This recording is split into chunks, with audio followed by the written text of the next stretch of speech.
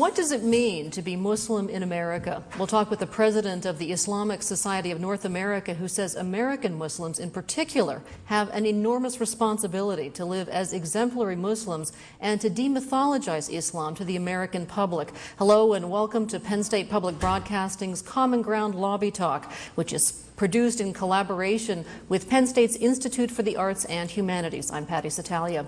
This is an open forum, and we invite dialogue between our special guest and our live audience. Let's begin with an introduction. Dr. INGRID MATTSON is the first woman president of the Islamic Society of North America, the post she was elected to in August of 2006. Raised Catholic in Canada, she converted to Islam at the end of her undergraduate studies, then traveled to Pakistan, where she worked with Afghan refugees.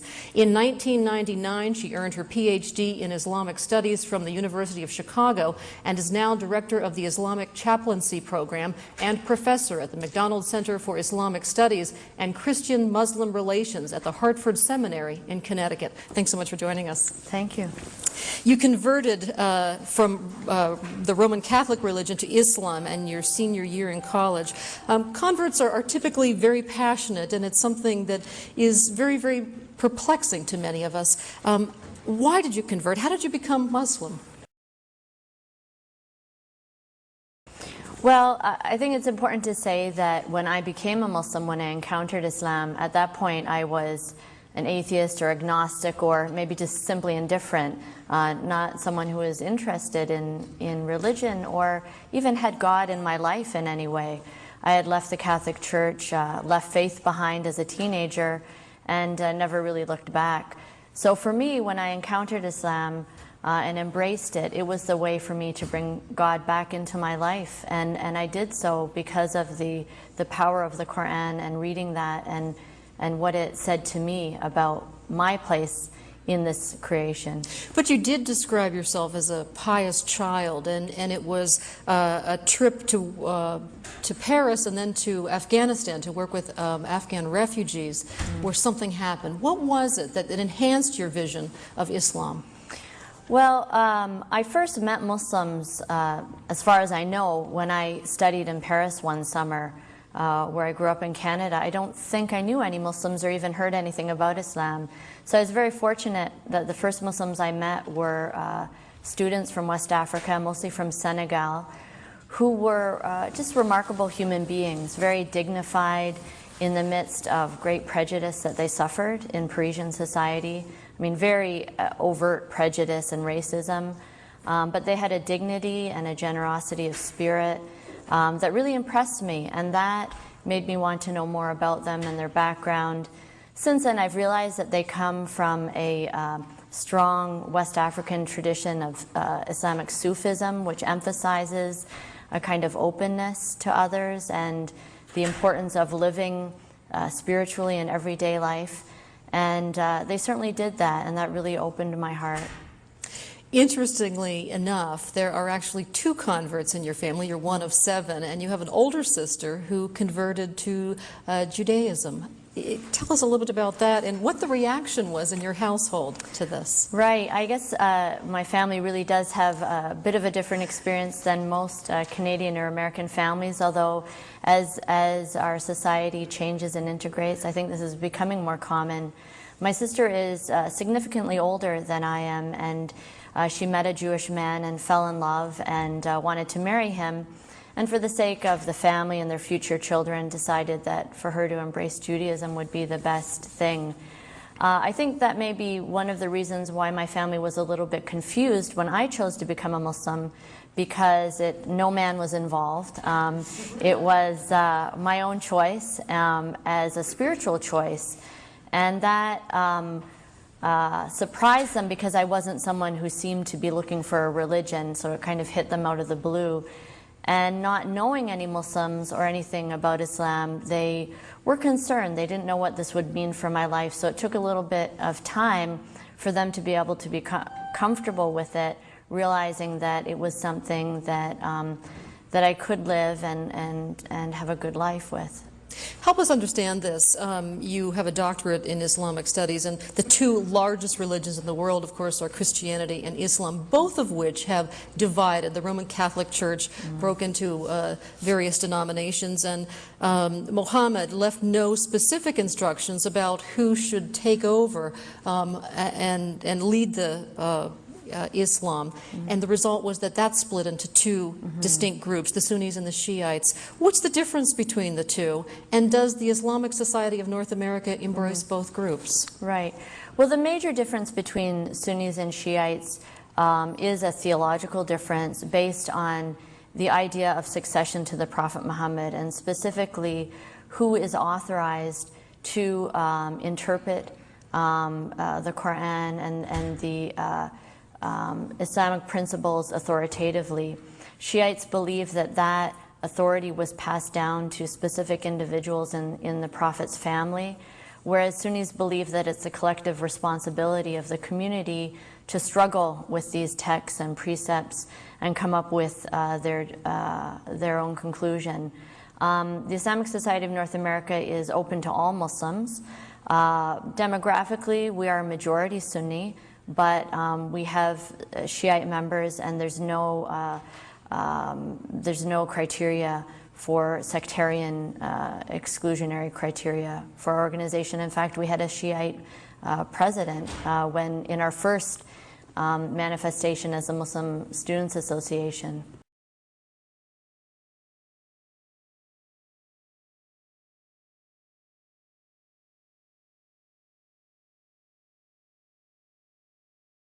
What's the relationship between the Islamic Society of North America and Middle Eastern Muslims?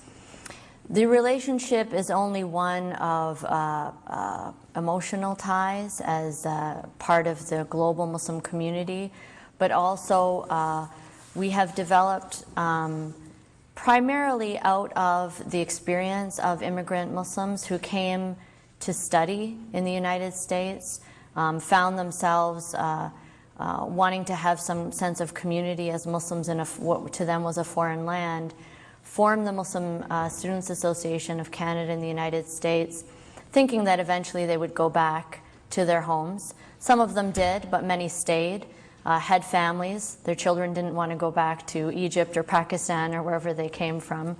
They realized that this was now their home, and then developed the Islamic Society of North America as the next step, as the kind of fully adult organization that would represent all Muslims.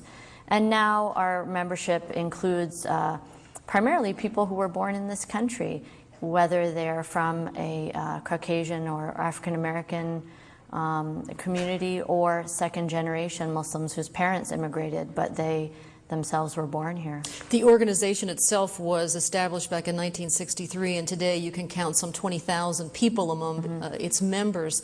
What's the purpose or the mission of the Islamic Society of North America? Our mission is to be a common platform for the diversity of Muslims in North America, and that includes individuals and organizations and communities. So in fact, our umbrella embraces even more than those 20,000 individual members, thousands more who are represented in the over 300 mosques and Islamic centers that are affiliated with our organization, as well as professional organizations like the Islamic Medical Association that are part of our membership body. Muslims in North America are highly diverse in terms of their outlook, background, in every aspect of demography that you could imagine. And what we seek to do is certainly provide guidance on some issues, but more than that, to provide a common platform for discussion, for dialogue, to engage all the different aspects of this community so that we can come to, if not agreement, at least come to know each other and work for some common goals. You were the vice president of the Islamic Society of North America for 5 years prior to being elected in August of 2006 as president. Many people look at this as maybe the starting point of something bigger, that the significance is not only that you're a woman, but also that you're a non-immigrant. What do you believe is the significance of your appointment?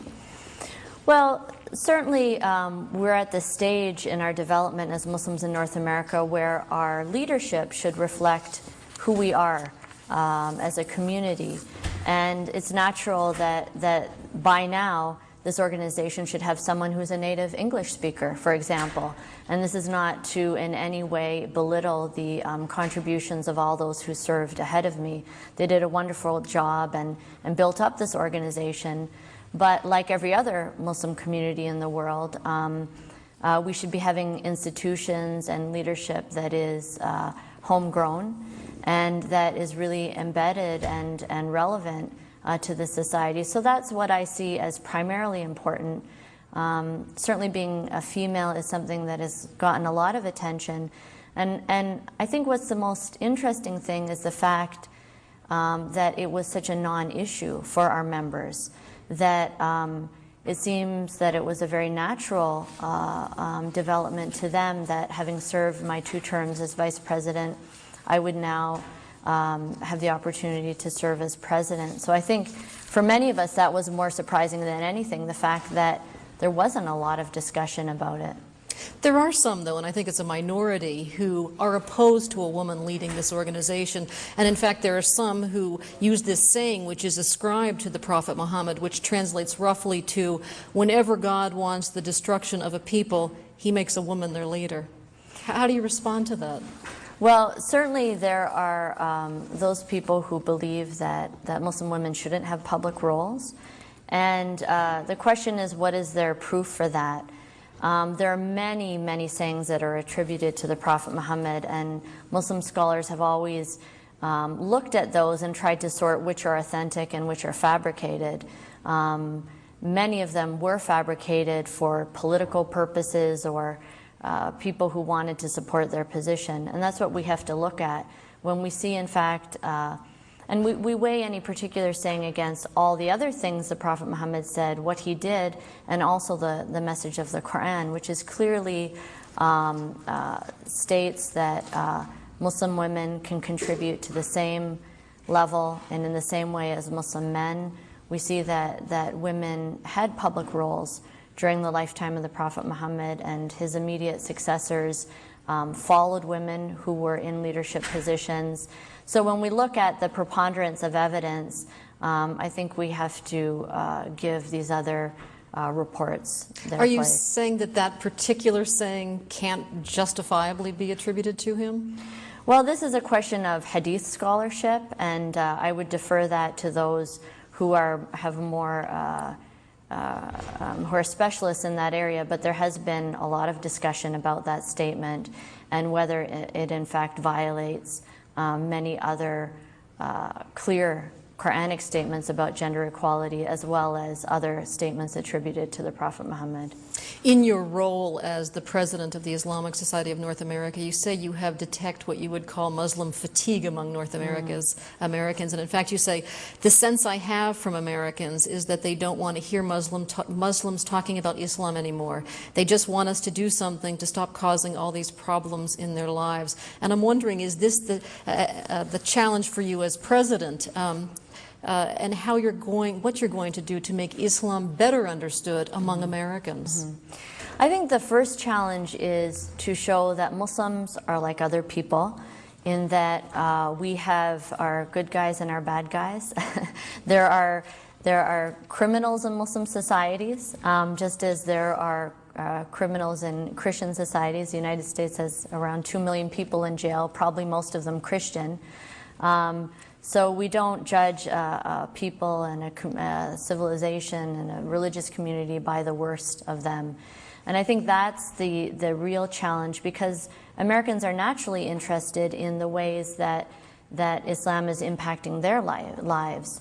And the reality is that there were people, and there have been people, who have used Islam to justify violence and terrorism, and in particular, the terrorist acts of 9/11.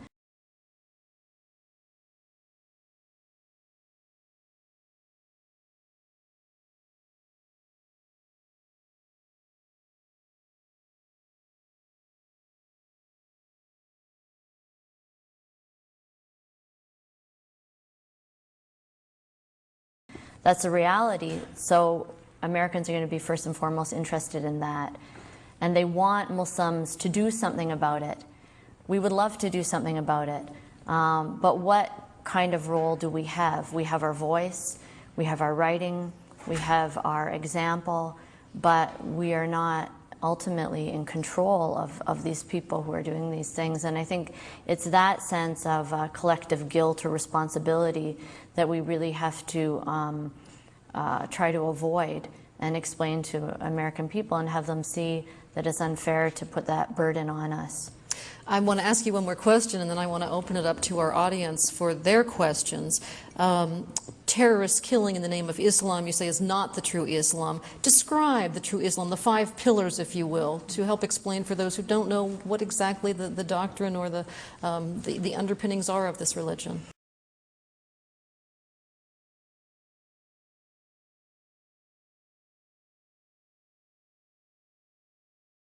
Well, Islam primarily is about belief in God and about the unity of God. And what that means is that Muslims recognize their limitations.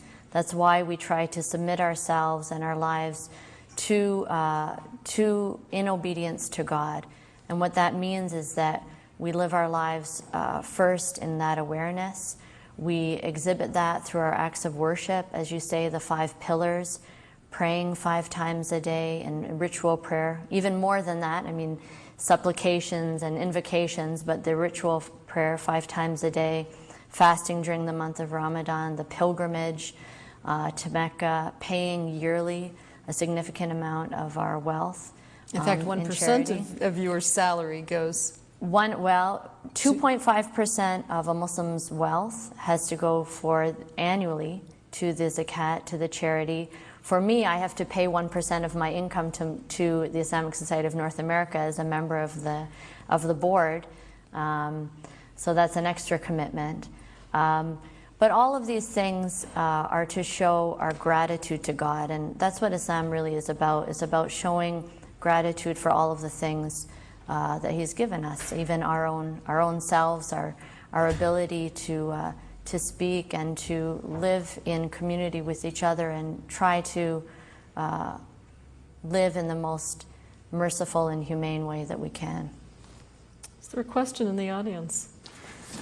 Yes, I wondered whether you were concerned about the potential for the radical Islam group to become involved in mosques around the United States and sort of dominate the voice of Islam in the United States, and what you and your organization could do in response to this. That's a great question, thank you. The challenge in American Islam in particular is that we do not have a hierarchical church structure. In fact, we have a very loose kind of voluntary association, and because of that, each community is individual. So there's no, our organization has no authority to go into any mosque and demand that they run a certain way or speak a certain way.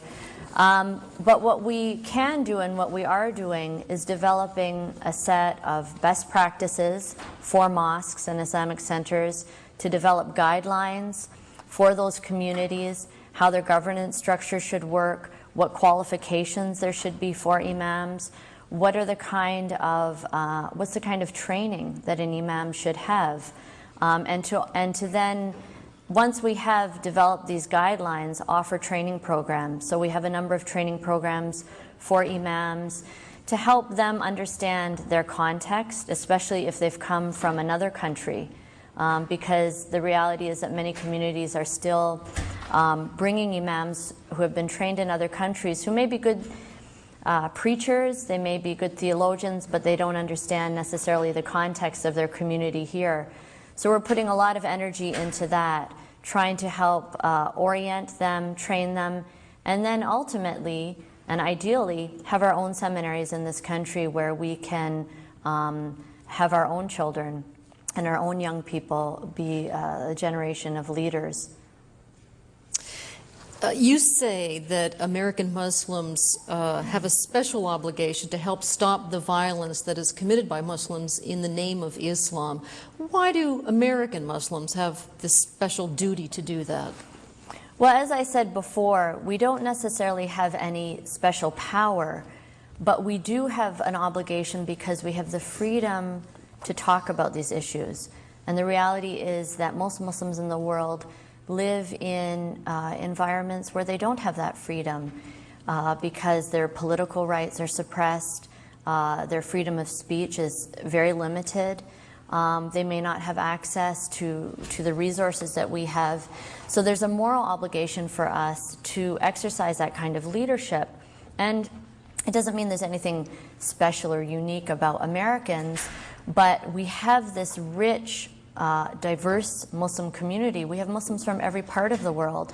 So we can draw upon their experiences, their heritage, their perspective, and debate these issues in a way, in a free way, so that we can then encourage a discussion in other countries. The other thing is that we're Americans, we're part of this country, and the United States is heavily engaged in Muslim countries, in their economic policies, their political policies. So we also need to look at it as American citizens. How can we be a bridge of understanding between the United States, our policies, and Muslims in other countries? Go ahead. Well, you alluded to the responsibilities of being a Muslim American, but I wonder if you could say, given the sort of stereotype that is sort of pervading even before 9/11, I mean, I was reminded that in the Oklahoma City bombing, the initial attribution was to Muslims, or at least Arabs. How do you advise members of your group, and particularly young people, I guess I'm interested in knowing, about dealing with that stereotype and still exercising their freedom of speech as Americans? I'm really glad you brought up young people, because they're the ones that I'm most concerned about, and I'll tell you why. This kind of stereotyping and distrust of Muslims is having a large negative effect on them. I have a lot of interaction with Muslims who are counselors, psychiatrists, working in mental health fields, youth workers, and they've seen a dramatic rise in depression, anxiety, all indicators of stress because of this. They feel that they can't present themselves just as they are, but they have to somehow explain or prove themselves that they aren't violent. You know, they're just kids. They don't know. They don't understand what's going on in the world, but they're being asked to explain these things. So it's really problematic, and this is where, as a community, we need to work with teachers and those who touch the lives of young people to alert them to this dynamic and try to find ways to ease their stress somewhat. The only solution really is education. It's challenging for a community, a minority community that's at most 2% of the population, to impact the other 98% of the population in a positive way with their message, when at the same time we're constantly being bombarded with images overseas of war in Iraq, of this kind of violence. So it's an enormous challenge, but I have to say that we're also very fortunate that we are not alone in doing it. There are so many faith-based organizations, interfaith groups, other religious organizations who are sincere in wanting to help us and to help get that message out. And we have, in my work at Hartford Seminary, I interact with priests and ministers who themselves are educating their congregations on Sundays and saying, we cannot fall back into these old patterns of collective guilt and stereotyping. So to me, that is proof of really the best that is in American society, and it makes me hopeful even amidst all of the bad news. And we'll take another question. In just a moment, we'll get a microphone to you, so until that microphone gets there. There was a recent Gallup poll that showed that nearly 40% of Americans admit prejudice against or towards Muslims, and also that 1 in 5 Americans said they would not want a Muslim as a neighbor. How do you respond to that? Well, what's interesting is the other statistic that the majority of Americans who have a positive view of Muslims do so because they have a Muslim neighbor or a Muslim friend or a coworker. So I think that shows that the problem really is that of the fear of the unknown, or maybe the fear of the image that's being projected. That really is the challenge, and certainly programs like this and others are doing their part in humanizing Muslims, in trying to present a balance to the negative images that we get. But it's challenging, and I think that what's required is, as in many other areas, for Americans to be a little bit more sophisticated in their consumption of news, and perhaps to be a little bit more self-aware of the way that their own emotions can be manipulated by news and information and images. Now, you mentioned a moment ago the news and the media and our consumption of those things, and of course many Americans have seen the documentary The Cult of the Suicide Bomber, or at least they've seen the movie that was based on it, which starred George Clooney, Syriana. And in it, in the documentary, there is a scene where thousands of people are in a mosque in Iran chanting "Death to America." Mm-hmm. And I'm wondering how your organization can counteract the powerful message that sends. Mm-hmm. Well, that is a powerful message, and it's a frightening message. And it's also frightening when we look and we see that even in America, there are churches where the message on Sunday is that Muslims are evil. Muslims are people who should not be part of this country. That the government should use its power, in fact, to subdue Muslims. Those things happen in this country, and when I see those group pictures, I remember the pictures that we saw of Nazi Germany, where you would have Hitler talking in front of large crowds of people and whipping up their emotions. And I think as Americans we have to be very sober and consider in what way the same thing could happen to us. We may not be sitting in a stadium, but we're sitting, millions of us, together in our homes, having our emotions manipulated. But there also was the time when Afghanistan was first attacked in response to September 11th. The first attack and the announcement of it was announced on Sunday football game, large screens, thousands of Americans sitting in a stadium, and they all got up and cheered when this was announced. And that's frightening. You talked a moment ago about what it's like for a Muslim child in America. What's it like for an adult? Have you been the victim of prejudice? Of course, I'm very privileged because I work in an environment that values religion and religious expression. Of course, walking down the street, people wouldn't know that, and I've had my random rude comment here and there, but far more positive comments, far more occasions of people just giving me a smile, clearly wanting to say, it's okay, I accept you, even non-verbally.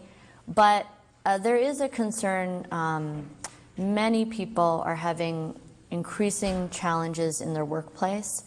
We've heard many more cases of employment discrimination, Muslims who are being fired or prevented from promotion in their job because they are Muslim. Certainly the number of hate crimes generally has increased enormously. The Council on American Islamic Relations has been documenting that, and the numbers are quite frightening. So there is a problem. there is a problem, and it's at that point incumbent upon the government to really take leadership. Fortunately, the Department of Justice and the EEOC have taken a number of cases and have done a good job. But at the same time, you know, we have this kind of mixed message. You have those cases, and then on the other hand, we see the mistreatment of prisoners, of Muslim prisoners. There was recent news about Jose Padilla, who has been virtually tortured as an enemy combatant. And when ordinary people see that this kind of thing is going on, I'm afraid that it might give them some kind of license to feel that they too can mistreat Muslims. You mentioned government, and of course Britain's Tony Blair said that the headscarf separates Muslims and shouldn't be used. And I'm wondering what your reaction is to that, and what the purpose of it is, what it means to you. Well, what's interesting is that Tony Blair was supporting Jack Straw, who was protesting against the face veil. So they said, well, the head covering's okay, but the face veil is too much, and this is a sign of separation of society from society and should be rejected. And I don't know if you've been in London, but I've walked around London before, and I've seen some really interesting ways of dressing. You know, I've seen 9-inch purple mohawks. I've seen multiple facial piercings, and I've never heard the British government comment on any of those modes of dress. So clearly there is selective treatment there, and I think it's unfair. These women should be free to wear what they want.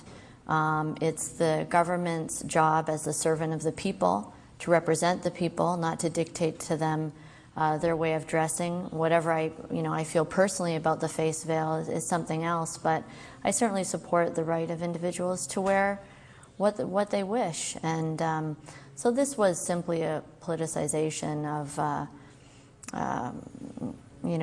an issue that should never have been said. Okay.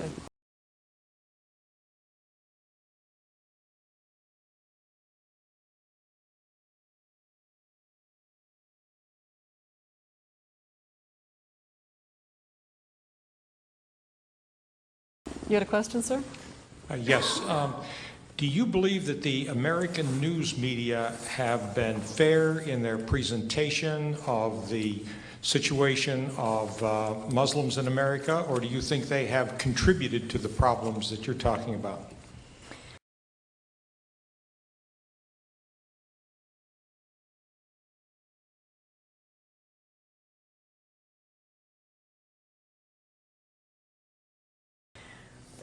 Well, the news media is diverse, and I've had great experiences with commercial media, but public television and radio is much better, and that's just the reality. Commercial media is about making money, and it's things that are sensational, that make money. Conflict attracts attention. I think of the Pope's visit to Turkey, and what was interesting was you could see that the media was looking for conflict, and they kept framing this visit in terms of conflict, when in fact any fair observer would have said that the real story was the lack of conflict, and the real story was that in the wake of a number of incidents in Europe where there were this tension and stress between Muslim communities and others, that things worked out quite well. So I think, I don't think we can ever really change that, because that's the nature of commercial media. So we need to be sophisticated observers of news, I think, and consumers of news.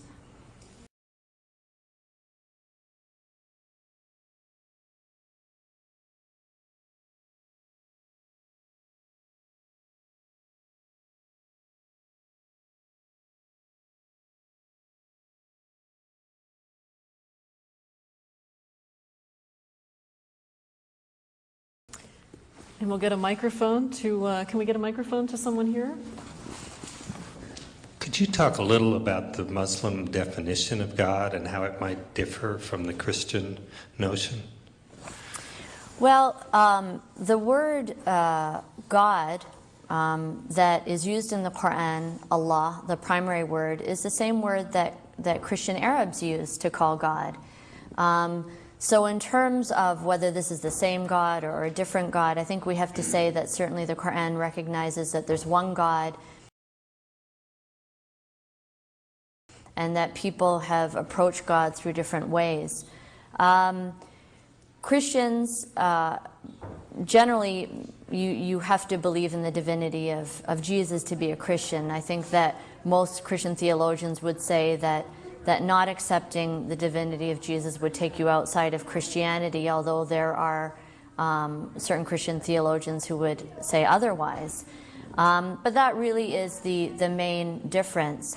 Muslims see Jesus and all the prophets as perfect recipients of the divine light. And as one of my colleagues, Timothy Winter, who's a lecturer at Cambridge, said, is that what the Muslim view was that Christians mistook the perfect mirror of the divine light for the divine light itself. So really that's where the difference is. God in the Quran is described in many ways with many attributes, and that's how Muslims approach God, through his attribute of mercy and kindness and loving and forgiver and creator. So that's how we come to know God. Sometimes people say that the Muslim God is so transcendent that he's unapproachable, but that's clearly not the case. The Quran describes God as closer than your jugular vein. So God is always the nearest thing to you without being manifest in any part of creation. But another interesting difference, and we'll take a question in a moment, is Christians have statues and paintings and so forth of Jesus, and there aren't those kinds of representations of the Prophet Muhammad. In fact, it's forbidden, considered blasphemous. Why is that the case?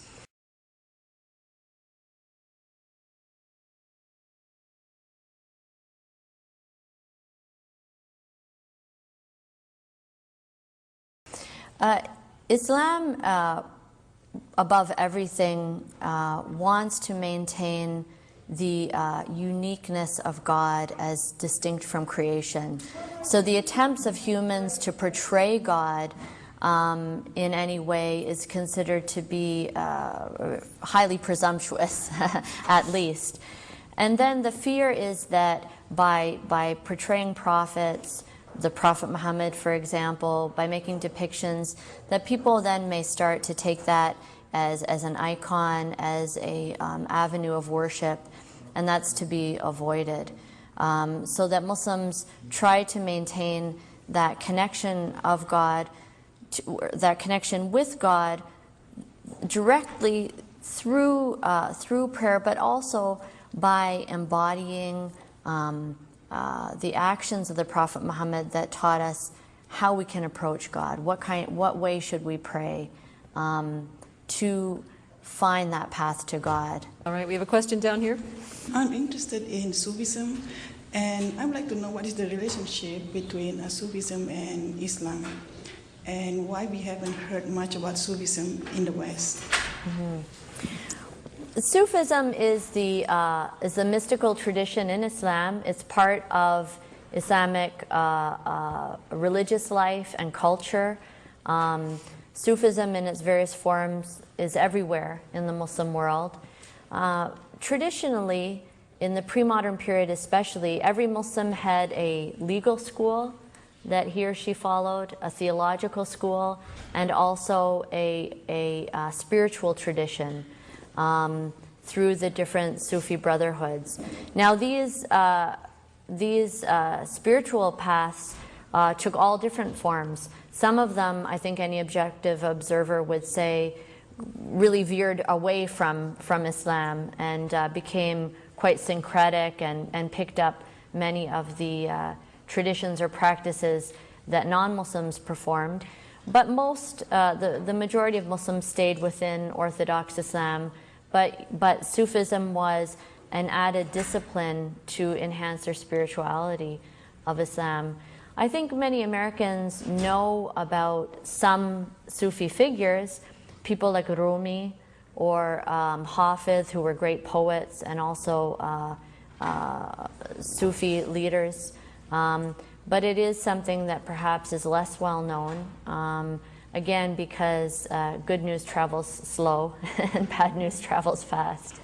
As a Muslim, very interested to talk about how we deal with difficulties, because when we have public discussions, inevitably because of the context in which such discussions take place, we try to emphasize, and I think this is a good thing, the good news and the positive.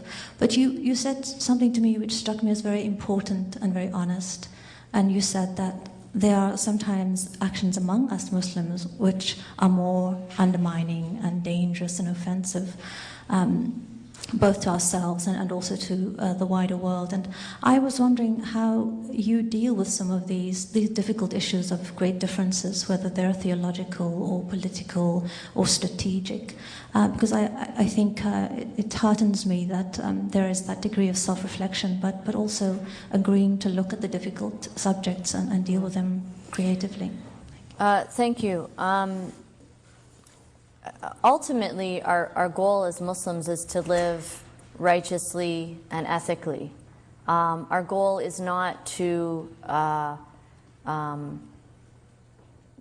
be some kind of group that just cheers whatever it does. That, in fact, is what Ibn Khaldun, the great medieval Arab scholar, called asabiya, group sentiment. Religion isn't supposed to be group sentiment. It's not supposed to be about just sustaining and justifying your group beyond anything. Yes, we're supposed to build community, but what is that community built around?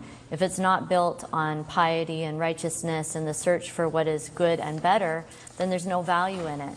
And the Quran says very clearly that if Muslims make the same mistakes and choose to turn away from God and live a life that is unjust, then we will go down the same path. We will lose our opportunity to be moral leaders, and we'll be replaced by someone else. So that's the priority. To me, the priority is our own internal structure, our development as a community. We do have to defend ourselves from external attacks, but we have to be proportionate. What is an attack? Clearly, legislation that discriminates against Muslims and impedes Muslims' abilities to live as Muslims is a problem. That is a real threat. And we face some of those threats, and we need to put resources into defending ourselves. And unfortunately, when we do that kind of defense, it takes away some of our ability to deal with our own internal problems.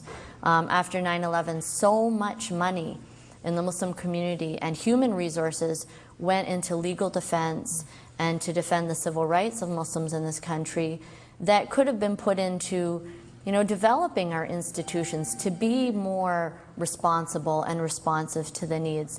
So that's unfortunate, but it's something that we have to do. And I'm happy to see that there's an eagerness and a hunger among Muslims to take responsibility for their own communities. And I love to see that. I love the fact that there are many Muslims who say, you know what, this is my mosque, this is my community. I'm not going to just sit back anymore and listen to some speech that is offensive, that is sexist, that is whatever. But I'm going to take some responsibility for what's going on here and try to correct that. We're going to wrap things up here, so I'd like you to end by giving us a take-home message for Muslims and non-Muslims, and what you as the president of the Islamic Society of North America will be putting your energies into when you leave here. Well, my main message is that as a religious person, as someone who's trying to please God, I have to say that we need to do a better job, all of us. That God did not give us the resources that we have, the enormous resources that we have in America, so that we could fight each other more sophisticatedly. He gave us those resources so that we could improve the world, so that we could care for the hungry, so that we could demonstrate compassion and mercy in our lives. We need to do that in community.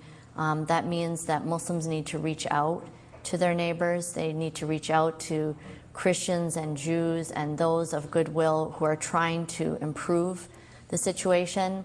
And Americans need to stop being afraid. They need to stop giving into that fear and have a certain confidence. This is a strong country. This is a country that can that has undergone many pressures, economic, political, military in the past, and has always come out on top when it acted ethically and morally and lived up to its values.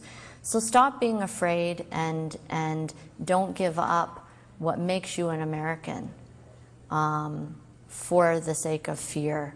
And if you reach out to your Muslim neighbor, you will find, by and large, although there are some of us are rude and obnoxious and not that nice, but I think by and large you'll find a good experience with most of us. And your priorities in the coming year? Priorities are standards, and developing a new generation of Muslim leaders who are going to work in this country to make Islam a responsible, relevant, dynamic faith community. All right. Thank you so much, Dr. Ingrid Mattson, for being with us. We really appreciate it, from the Hartford Seminary in Connecticut. Thanks so much for joining us.